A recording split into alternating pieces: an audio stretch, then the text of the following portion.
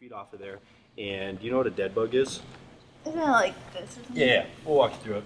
So, hi.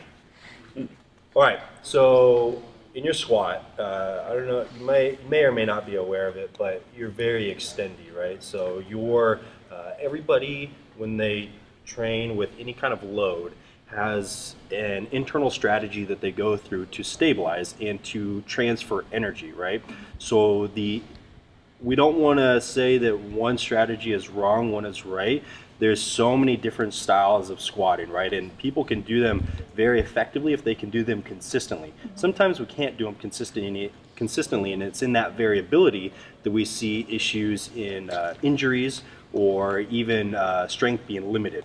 So what we're going to do is we're going to determine, if that extension is really the best strategy for you. Whenever we coach this too, we tend to have like a baseline model that we push people towards, right? And our baseline model is this stacked position. Some people can get away with other strategies, execute them really, really well, and it's not like our base model.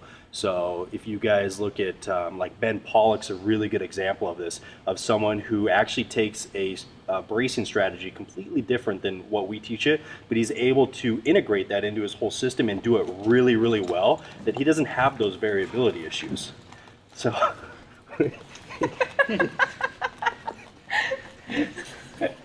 constant entertainment. yeah.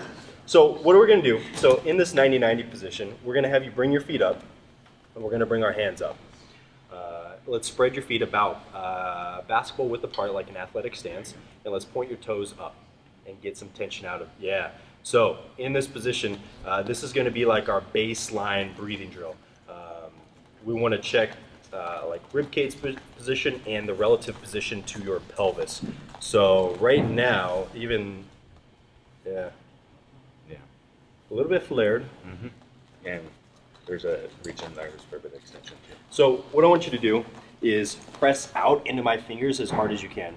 Out here, out, yeah, there. So this is what we want to be feeling, right? This pressure. And we go to the obliques because it's not quite as intuitive to pressurize there. It's really easy to push our stomach out and like do the yoga breathing type stuff, but it's not as easy to go here. Okay, so that's going to be step number one. What you just felt there, that's really hard, right? It's like really, really active. That's where we want to start. Okay, so get back into that position. Good. Let's take tension out of the hands. So reaching those hands as hard as we can. And now instead of reaching through the shoulder, I want you to reach through the serratus as high as you can. So just like up. So think like right here. Reach high. Reach. Don't worry about packing. Push up. Yeah, but don't lose your shoulder position. Okay. Push this out. Harder, harder, harder. Good. Now keep that there and work it. Try and maintain it, and you should be able to breathe on top of this, right? Take a break. Oh, That's tough. yeah. A lot of people watching this aren't going to be able to tell like how difficult that really is, right? And a lot of times because dead bugs are becoming more and more popular as like rehab and stuff is integrated into the training atmosphere. But what people don't grasp is the intensity that we need it to happen, right? Mm-hmm. So if we're talking about like the intensity it takes to move a max squat for you, right? We don't need to get to that here, but we need to have that pathway built for our body to be able to go back to that and say, hey, I know how to do this now that I'm under load, okay? Mm-hmm. So we're gonna get back to that, and we're gonna see how well you can do it by putting a little bit of load on you. So what we're gonna have you do is in that 90-90 position, we're gonna have you stabilize this position, go overhead as far as you can, and what we're going to be looking for is if you break here at all, okay? So what this drill is doing, this is a bracing drill that tries to fight extension, right? If you extend, then you lost, right? So we're going to try and keep that down, but we're not going to crunch. We're going to do it through the right pathways, and that's that out, right? Anything you want to add before we start? No, that's good. Hey. So far, looks pretty good. Once we brace, the rib cage and extension issue's fixed. But yeah, let's see if we can hold it. Yep. So. Okay, back about basketball width apart. We're gonna let you hold this before you actually get into the brace. Yeah, and just about shoulder width. Okay, from here, go through that brace, push out hard. Now reach overhead, slow. Don't lose your shoulder position. Keep that brace out. Keep it. Go as far as you can. Yeah, we're starting, yeah. It's Come back. You want our Reset and do toes it again. flexed or just relaxed? Yeah. flexed. Yeah, we want tension out of the entire system. Okay, go again. Rebrace. There it is. Hold that. Hold that. Push it out, push it out, push it out, push it out. Hold. Hold right And there. we're Stop start- right there. right, Stop stop. right there. Yeah. Go again. So you feel a little bit of shaking, right? That's your body trying to redirect. Okay. So eventually we should be able to get as far over as we like overhead. Like we wouldn't expect you to touch the ground, mostly because it's just not necessary for our sport as powerlifters. Maybe if you are a weightlifter, you might need that overhead mobility.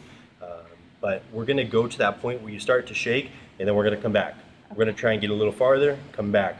And the farther we can go back without shaking and doing all of our stuff properly, then that's where we want to be. Okay? So again, out, yeah. Don't lose it now. Don't hold your breath either. Press that stomach out and keep breathing over top of it. Push it out hard though. Work for it. There we go. There we go. Stop right there. Hold that. Hold right there. Push it out. Push it out. Push it out. Push it out. Push it out. Push it out. Bring it back. Relax a little bit. Don't, and then go again. You got it. Point those toes. Keep going. Keep going. Keep going. Keep going. Keep going. Push it out. Push it out. Stop right there. Hold that. Hold that. Push that stomach out. Push that stomach out and keep breathing. Keep breathing. Bring it back overhead. Do one more. As hard as you can. Think about those obliques. Restart. Don't rely on that air, right? See, so go ahead and take a break now. Anytime that we default to those old strategies, we just got to stop, right? This is not a drill where we're looking to get stronger or anything like that. We're just trying to do it right. So once we start to fault, then we just stop. It's all about quality over quantity with these. So you notice that we can only do like 2 reps really well, right? Maybe. So this doesn't have to be something where a lot of times with people's prep work before they start training, it becomes a thing where they're on the mats like rolling around and doing all this drills for like 30, 45 minutes. But really, we just got exactly what we needed. It was only 2 reps, right? Yeah. It was 2 really conscious, like forceful reps, but it was only 2 reps, right? And that's what we're looking for. We're looking for the quality aspect of this. We don't have to do a ton of prep work when we do the prep work that we're doing really well.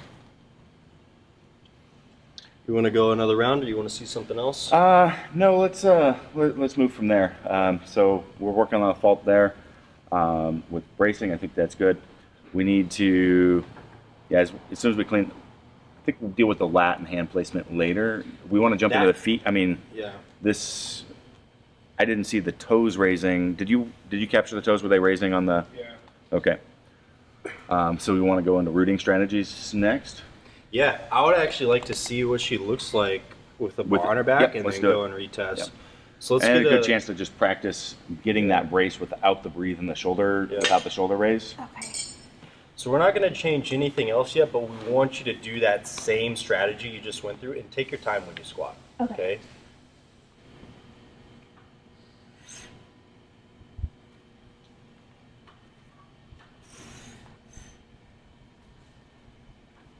Try doing it without taking a breath at all. Just More tension. keep it all the way down, all the way down. Hold it up top. Press out hard here. Out, out, out. There you go.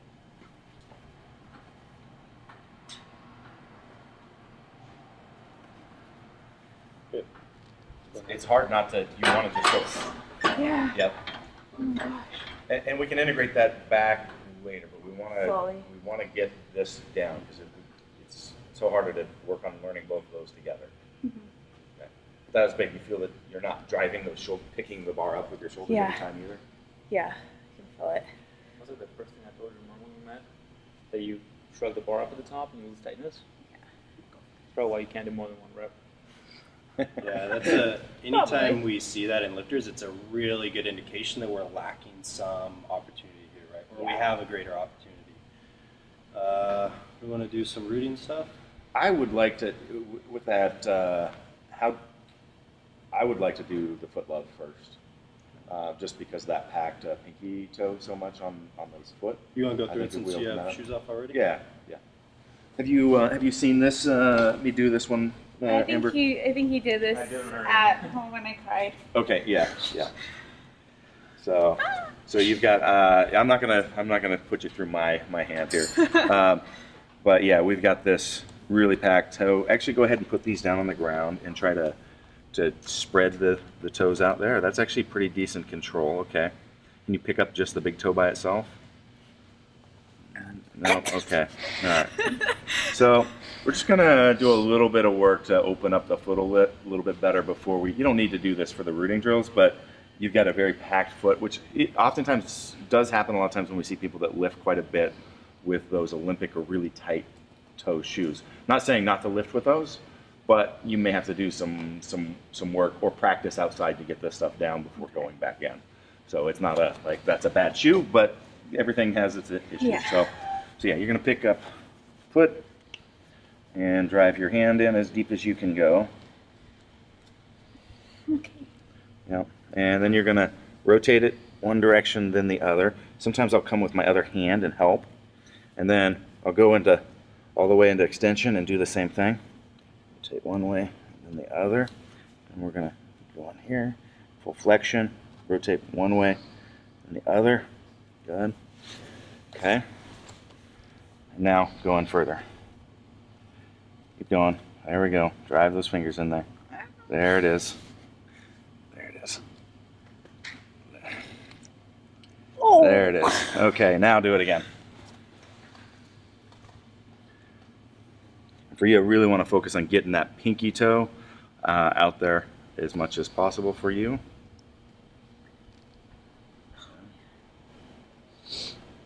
This just takes a few minutes. Not something you have to do, every time. But if it is an issue, you might need to do it like every week or something like that. And it takes like 30 seconds to work through. Once you've gotten loosened up, you'll see a really distinct difference in how the foot responds. So, since I did one foot, I'm gonna go ahead and do my other two. I can't do Yeah, you're this one. gonna do both. So, yeah. Oh, man.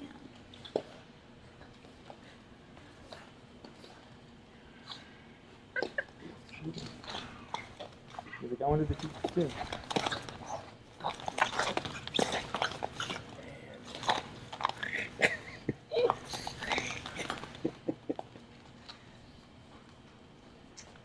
See, I can get my whole hand all the way in there, even with my big fat fingers. That's some good toe flexion. All right, flexibility. Nobody gets my toe flexibility. Yours are weird. I can touch my toes to the back of my foot. Oh, wow. Okay. That's probably why I have a decent squat. Probably. Okay. All right, now spread that foot out. There we go. Much better. See that difference?